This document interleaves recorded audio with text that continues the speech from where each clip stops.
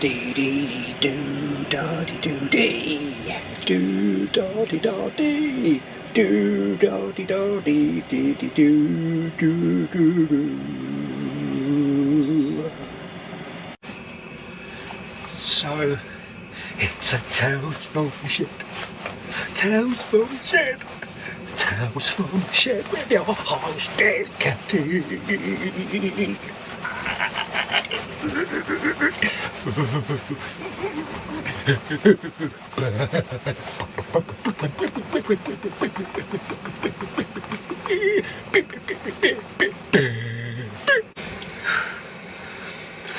I think the dog's just farted. Jesus wept. So how's it going, folks? Yours truly, another Tales from the old shed. Just getting a brew on, having a cup of tea, cup of the old biscuit tea Barney. All right, so I'm having a cup of tea, mate, not coffee, tea. Anyway, so how you all been doing? Okay, I got kind of grounded this week. What happened was my son, he's had a cough for about a fortnight now, on and off, very dry, and this week I had a phone call from the school to say that they've put him into isolation, and we had to collect him from school. So Mrs. C went and collected him, and they both booked themselves in for the old COVID tests. Boys one has come back negative, so that's all cushy, and then we're just waiting on the wife's. Now the irony is that my wife's had one done simply because what happened was she had the flu jab, of all things, and with her having the flu jab, I suppose it's kind of brought on a lot of the you know, the sort of symptoms and such like of getting a cold. So with that, she's obviously she's had one done as well, but we're still waiting on her result. So with that, I've been off work for the last couple of days because I've obviously not allowed out, and I've got to stay in. So obviously I'm just between here and the house. So I thought what would be a good idea to sort of knock out a Tales from the Shed while I can. So you know, pretty good really, because obviously I've got on with a few things as well that I've little projects that I've wanted to do. Which I'll share with you once I've sorted the brew out. So yeah, out of a dirt sheet. So how's it been going then, folks? How's everyone else coping with the you know, the virus and lockdowns and all that sort of stuff?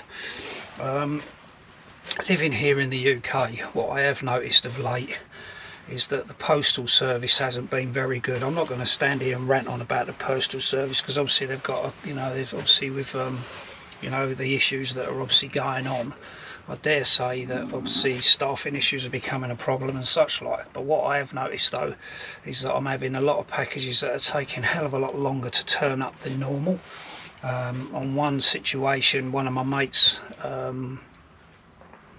wanted some flint sent over to him. He lives out in Austria, and I collected some flint up, sent it out to him. He PayPal'd me the money over, and then some weeks later the package got returned to me, and what a ball ache it is trying to get the money refunded via Parcel Force, Royal Mail, whoever.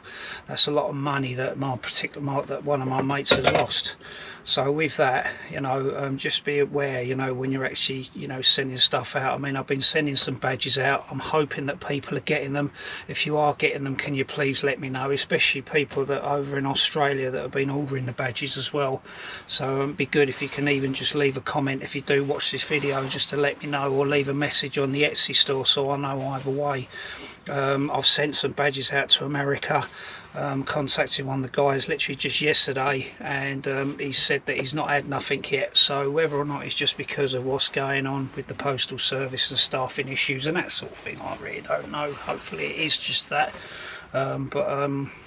I'm growing a little bit slightly unconfident of my postal service right now at this very moment in time. Never used to be, but I am at the moment. So anyway, that's kind of like, not a rant as such, just sort of like, I don't know if anyone else over here in the UK or people out in, you know, across the pond and in other parts of Europe, for example, that may watch my videos, have you been having issues with, you know, the postal service and such? Yeah, so as I say, I'm waiting for some birch bark. I've actually gone out and ordered some because obviously here in this country it's not that great on the birch trees, so I've ordered some off of eBay, and there's been a bit of a delay. It was due here on Monday, and what I wanted to do was, obviously I was hoping for it to come this week, or, you know, obviously during the period that I was off, the couple of days that I'm currently off, because I wanted to make a birch bark sheath for my other knife. But no worries, I'll sort of just I'll hang on. I've been in contact with the company that I've sold, that I ordered it from, and they've been very apologetic. There's nothing else that they can do, but I've been doing some other projects as well while I'm off. One thing that I wanted to do for ages and ages and ages, and I finally got round to doing it, and that was I've got one of the old British Army patrol packs, Northern Ireland bags, whatever you want to call them, and what I'd done was I had some pouches, some old water bottle kind of pouches from Art Kiss, and what I did was I actually just attached one to the middle of the rucksack, just to have a little bit of extra storage on there. And then what I did was, gave me a little bit of a thought. I know what I'm going to do. I'm going to take that pouch off, add a second one, and then I also added an axe sleeve, an axe and saw sleeve, and here is the finished result. Okay, so I've got an extra 2 pockets there. Okay, and then I've added an axe sleeve as well, so I've got my axe in now, and my new saw, which is one of the Agawa ones. I'll try and get it out of the sleeve if I can. And this is the Agawa Boreal 21. I think they've got it in 2 or 3 different models, and this is kind of the middle one. It's basically just like a folding saw. I'm not bothered going to get it out, but there it is anyway. That's one of the projects that I was doing. The only thing is, I mean, I don't have the luxury of a sewing machine, so I did it all by hand. Took me a few hours, and crikey, did my fingers hurt by the end of it, but it's all done now. And then also what I made was, as well, is I'll actually take one of them off and show you. It was just, I wanted a little strap just to put a little ground sheet on the to add it to the kit. And what I've done was I basically got a piece of old material, like an old bit of nylon strapping, and then I've got some split rings, and literally what I've made is just like a little adjustable strap to go onto my rucksack here, so nothing over the top. So I literally put 2 split rings in now. Okay, obviously that'll wrap round whatever, and then that goes through there, and then back through itself on that old split ring now. And then I've got like a little strap there that hasn't, you know, just something that I was doing, a little bit of a couple of little DIY projects. So I made myself a couple of straps to obviously add onto there. I'll fit that back on after the video. So yeah, so that's really about it, really, what I've been doing. Other than that, I've just been working. I've still been trying to put the videos out. Last week I probably smashed quite a few. I think I put a video up pretty much every day last week. Had some feedback from people about the knots. They like those knot videos. Because obviously it's nice to be able to see the knot video. Actually the camera angle that I actually did it with was actually as if you was, like a first person shooter kind of image, where you're actually there in front and doing it left and right. Because when you're sort of obviously learning knots, it's bad enough trying to copy the sort of the guide of where the ends are going, let alone sort of trying to work it out left and right and that sort of thing. So to do it the way that I did it, I felt was a bit easier. I hope you like them. I did get some quite nice positive comments from people saying that that they like the video, they like the angle, and also the fact that it was obviously just an educational thing, showing them how to do a few knots. I was out this weekend, just gone with old mate of mine, Scotty. Hadn't seen him for ages.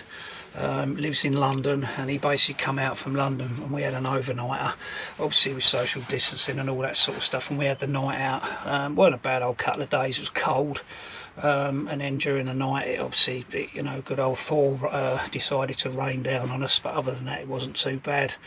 Nice to catch up. He made some birch oil, showed him the process of how to do it. So he went away with some birch oil. If you haven't seen that video, then go over and have a look at it. And then I'm hoping this weekend that I'm meeting up with Barney, Chris, Wilderness Nomad, and John Martindale. We're out for I think me and Barney are out for just one night, 2 days, and I think John and Chris are out for 2 nights. I think they're staying overnight for 2 nights, so it'd be nice to catch up with those guys. Be practicing a few different skills. What I've done was I found myself some mylar. I had an old mylar tent that I bought from one of the discount shops for £1. So what I've done is I've got that. I've got a sheet of plastic, and then what I'm going to do is I'm going to have a go at making a simple one of the sort of Morse Kahansky kind of super shelters, as it were. So I'm going to be just knocking up one of them the weekend. I'm probably not going to be knocking it up out of willow and stuff like that. I'm literally just going to sort of use it similar to a sort of like a lean-to design. I think I might have seen a Dave Canterbury video where he was doing that, and it kind of gave me the idea, another alternative to obviously do it without using sort of willow branches and saplings and stuff like that, and we'll see how we get on. So that'll be one little project that I'll be doing, having a little go of the weekend, plus obviously other stuff that will be coming on in the next video, as they always do. I've got some more videos coming up, but they're only short ones. It's all sort of like book recommendations. I'm still trying to continue the kit that I use, and then I'll just throw in the odd ones here and there just to sort of keep the channel ticking over. And obviously, you know, sharing information with you people, you know, as much as possible. Okay. So yeah, and also in the previous video, I had a slight accident on the old finger, and it was due to this. Well, it was due to this being kind of a little bit blasé and stupid, really. What happened was I was literally cutting up, splitting some wood, and literally all I wanted to do was just tip the axe into a resting log. And what happened was it bounced out. It kind of, I was a little bit sort of, I don't know, it's my fault at the end of the day. And basically what happened was the axe kind of bounced out and stopped at my finger. It went through the glove and into my finger. So that's repairing all right now. But lucky enough, obviously I'll keep this hatchet very sharp, and you know, it cut me, and not only that, it cut me again later on, ever so slightly there as well. So you know, bloody hell, you know, as much as we all sort of crack on about safety, you know, you've got to be, you know, I'm definitely not one of the better ones, but, you know, it obviously happens, doesn't it, you know what I mean, where we sort of get ourselves, you know, where we get ourselves injured. I've bought a book recently, like a writing book, and I've had writing books year after year. I've got loads of different sort of leather bound books and stuff like that. And for all the years I've been going camping and everything else, I've never kept a journal. I've kind of been a little bit lazy, because I suppose because of obviously doing YouTube, I'm doing videos. So I'm doing video blogs, as it were, as opposed to sort of writing stuff down. But I recently bought one of those Write in the Rain books. And what I'm going to do now is I'm actually going to make myself consciously sort of start writing stuff down in a book, not little note, you know, not little note, little sort of like little notes of stuff I've got to do. I literally want to sort of write down my experience on the weekend and stuff like that, and then just keep it just as a little keepsake, just to see how it comes out. And that's kind of it, folks. So I haven't really got a lot else to say for this one. I'm probably just doing this one on a whim. As I say, I'll find out today what happened with my wife. Hopefully she'll get her results through today. The boys' ones came through quite quickly, but that's a good thing. At least he's in the clear. But he's still got the cough, you know what I mean. Whether or not they'll go back to school and they'll want to isolate him again and send him home, who knows, you know what I mean. But hopefully, you know, hopefully we'll cross that bridge when we come to it, as it were. All right, so there it is, folks. Okay, so that's another episode of Tales from the Shed, where we're flying towards Christmas. Okay, I don't know if what sort of presents you people are getting, whether you know you're getting anything bushcrafty from your partners or from your friends or whatever. I know I've got a few items coming from Mrs. C. She's got me some nice items, you know. But obviously I can't have them, or I can't see them until Christmas Day. Yeah, bloody hell, bloody Christmas. Anyway, so there it is, folks. Alright, so thanks for watching. Alright, please check out the description. If you've got any comments or suggestions, then obviously feed them back to me, let me know. And stay tuned for the next video. Alright, so take care, folks, stay safe, and see you later.